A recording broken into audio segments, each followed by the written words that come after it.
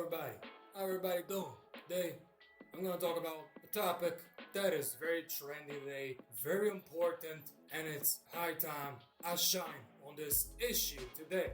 I love talking about issues on this channel a lot, more than the positives. Why? Because if we focus on the negatives, chances are we can turn it into a positive. This is what I myself believe. Gaming, video games, the video game industry. Yeah, once upon a time, yeah, I got this trend going on right now with my videos. Once upon a time, you came back home from school, from work, you boot up the game on your console, your PC, you play for hours with your friends, no problem. Today, you try to do the same thing, you're hit with 5,000 ads, you're hit with microtransactions, constant unskippable ads, live service, DLCs, season passes stacked on top of season passes, games releasing broken, unfinished, unplayable, and more. Where do I even begin with this topic? It's literally legendary. It's a known meme at this point with how awful the video game industry has got. So, let's dive deep. So, let me talk more about myself and my relationship with video games. I've been playing video games since 2007. First game I played, I think, I have no idea to be honest. But one of the first games I played in my life was the original Call of Duty 4 Modern Warfare. That game back then was revolutionary. That game changed the entire FPS genre. It changed everything we thought about FPS games. It had loadouts, it had amazing weapons, it had amazing maps, the multiplayer was perfect. The kill streaks, the legendary campaign like All Gilded Up, that mission alone is the reason why that game succeeded. And don't even get me started the sequel, Modern Warfare 2, that was the peak, absolute peak of gaming. All the way to 2012 until Black Ops 2. I was around those times a lot.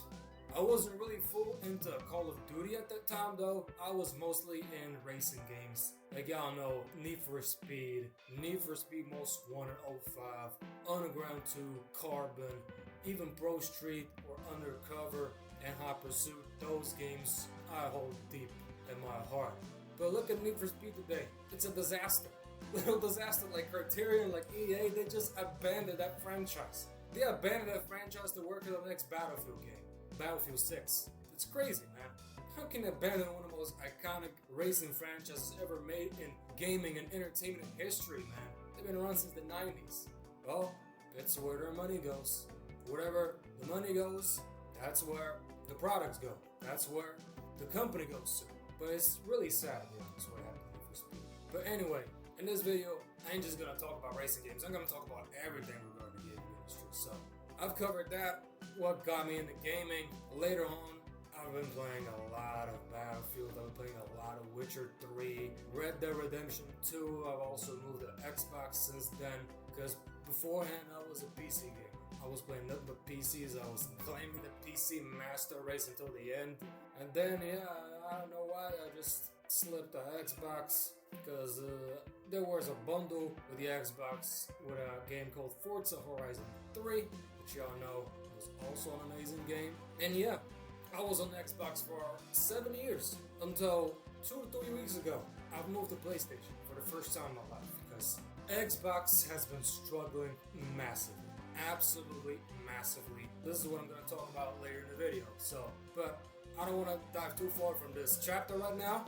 I still gotta stay faithful to that. So, yeah, I was a PC gamer growing up. Then I got into Xbox. I was playing all kinds of games. Fortnite with friends. Call of Duty, of course. Battlefield. Witcher 3, Red Dead Redemption 2. But later, as I got older, I got more interested in single-player games. Multiplayer games don't really appeal to me anymore. It's all, the time to kill is really fast. The skill-based matchmaking. All of that nonsense just killed it for me.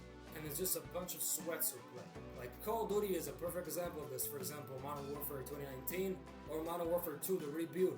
Man, I cannot forget a moment where every single game was a sweat match. Like I swear to God, the opponent team was on drugs or some cocaine, in my opinion, because everybody was sweating and casual, not even ranked. It was insane. I lost count how many times I rage quit and wanted to throw my controller in a goddamn freaking TV, maybe even out the damn window altogether, because it's impossible playing these type of games anymore, man. I'm talking all multiplayer games now, especially FPS. Apex Legends, Valorant, Call of Duty, Battlefield, you name it, man. All got so sweaty back in the day when we played those old Call of Duty games. Battlefield 4 as well. We chilled. We had banter. We had fun. It was generally fun.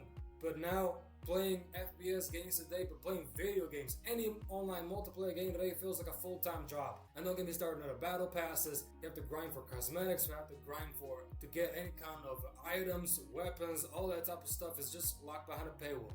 And it sucks. I mean, from a business standpoint, it makes perfect sense, but from a player standpoint, from a player-friendly standpoint, it does not make any sense because corporations have affected everything. Look what happened to EA. Look what happened to Activision. Look what happened to Rockstar even. Ubisoft. Square Enix. This is what happened when corporations infest the gaming industry. They destroy games. Look what happened to Cyberpunk 2077 when it came out. A whole disaster. Whole disaster. PlayStation had to literally pull it from their own store. It was that bad. It was that bad they had to pull it from their own store. And yeah, the backlash was insane with that game. That game has been delayed 3 times before that happened, you know? It shouldn't have happened. It should not have happened. And yet it's still released in such a broken state. T-poses everywhere. Textures not loading in. Cars glitching. You being catapulted across the entire damn map for some reason. Game crashing constantly. Bugs everywhere. I mean, it was a nightmare. It was so bad that CDPR, CD Projekt Red, they literally had to release a freaking apology for what happened. And that apology was so bad, I swear to God, it was a perfect example of how much corporate stuff infects everything today. Like, there's no genuine emotion with anything we do anymore. It's all for spreadsheets, it's all for numbers, it's all for quarterly earnings. And that sucks. This is why indie games are thriving today. Indie games are amazing today. So many, I don't even know how to name them. I cannot name a single one because there's so many of them. You know what I mean? So, but yeah, regarding that, let's go to the next chapter. So, I want to dive really hard into Xbox right now because this is a personal wound. It really is. The downfall of Xbox began with the reveal of the Xbox One in 2013. Remember that trailer? Remember that announcement? Remember that E3, whatever it was? Yeah, it was a disaster. Instead of showing the games, instead of showing the capabilities of the console, they showed you, oh, cool, I can play Halo, and I can switch to Netflix at the same time. Look at that. I need to be always online. Look at that. Connect. All sold at $500. $500 for all of that. People were furious. That was one of the worst releases ever in gaming history. That was a time when corporations infected Microsoft. That's when corporations infected the gaming industry back in 2013. And don't forget that legendary response from PlayStation where it was basically just 2 dudes exchanging CDs. Because, you know, Microsoft also killed the ability to lend and gift games as well. Yeah, that was really bad. And then PlayStation been dominating Xbox ever since because that really sucks because the Xbox 360 was legendary. You had Halo 3, you have freaking, oh my god, Mass Effect, Gears of War. You had all these Kinect games that were actually amazing. What the hell happened, man? And it got so bad I had to literally trade my Series X for a PlayStation 5. And now I'm playing Ghost of Tsushima, I'm playing God of War, soon I'm gonna play The Last of Us, Spider-Man, and all these amazing exclusives. Xbox got nothing. And Xbox also started giving out their own exclusives to PlayStation. Halo, and now Forza. The next Forza is coming on PlayStation.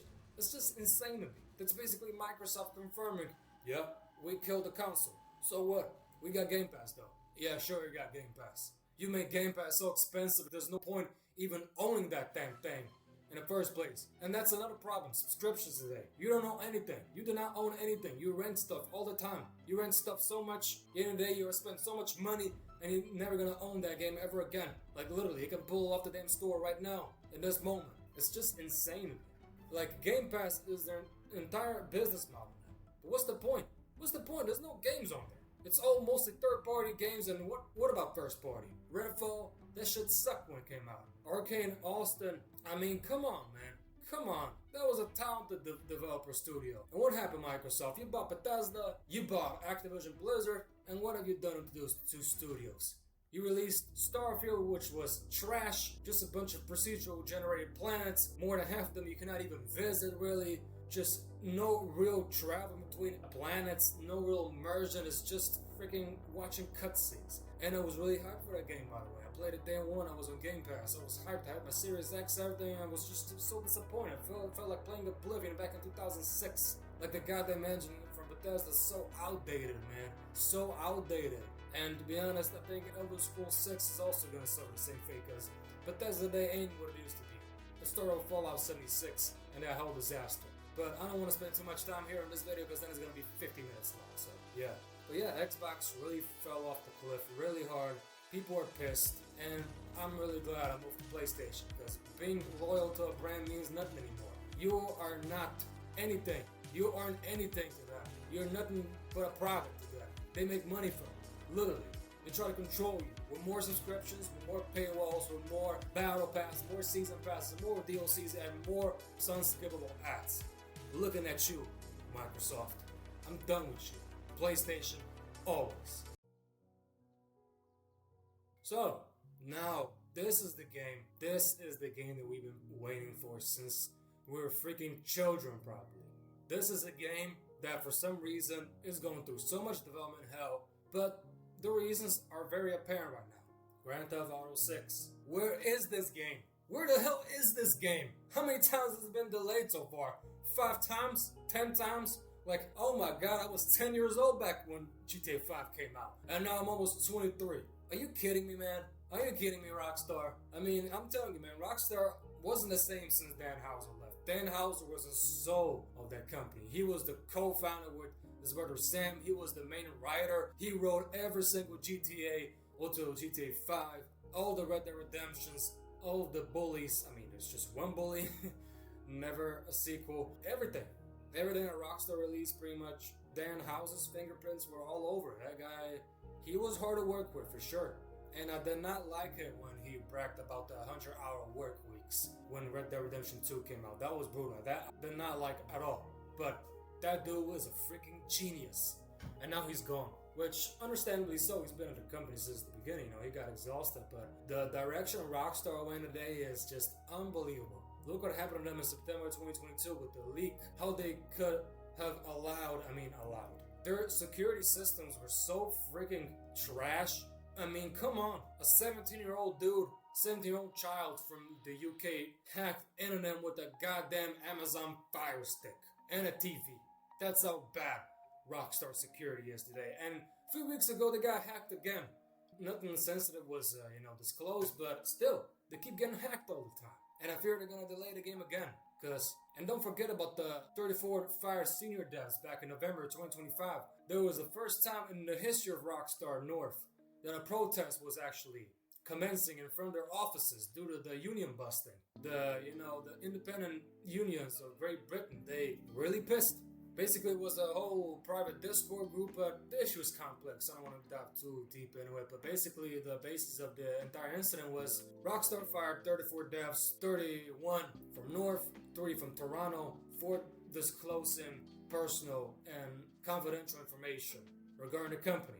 But in my personal opinion, I do not think they were doing that. They're senior devs, they're not stupid, they know what they're doing. They're not gonna risk their entire damn livelihood over some freaking information regarding the next Grand Theft Auto game. They were basically just talking about the work conditions, which are horrible. There was a Rockstar insider on GTA forums who made a whole post regarding this, and the details were brutal. I mean, some were fired via one phone call. Some almost lost their visas. Some were on paternal leave. Some had real health issues. And they were denied from working there ever again. It was insane. And yeah, now it's going through courts and everything as a complex issue. But yeah, Rockstar today is absolutely not what it used to be. It's not. It's not the same company. And I fear GTA 6 is gonna flop. Not financially though, because it's Grand Theft Auto. It's gonna sell. It doesn't matter. The name alone is gonna sell. It's gonna sell millions instantly, but I'm worrying that the pacing, the writing, the story is gonna be lackluster because it's not banned anymore. But here's hoping though. Here's hoping Jason, Lucia, and their voice actors, respective voice actors, they do well. They do well. And yeah, here's hoping, but Rockstar ain't the same anymore.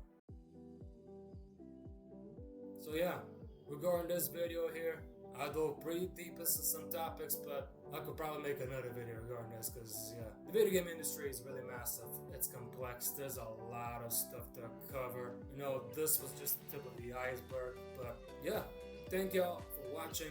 Leave a like down below. Subscribe. I'm gonna make more content like this. I love doing it. You know, I really do. I may not have a lot of views just yet because, you know, the gaming's always difficult, but I'm gonna stay consistent. Every single Sunday, 5 p.m. CAST, Central European Standard Time, so y'all people in America can watch as well. No problem. Anyway, it was good talking. Shout out to all y'all.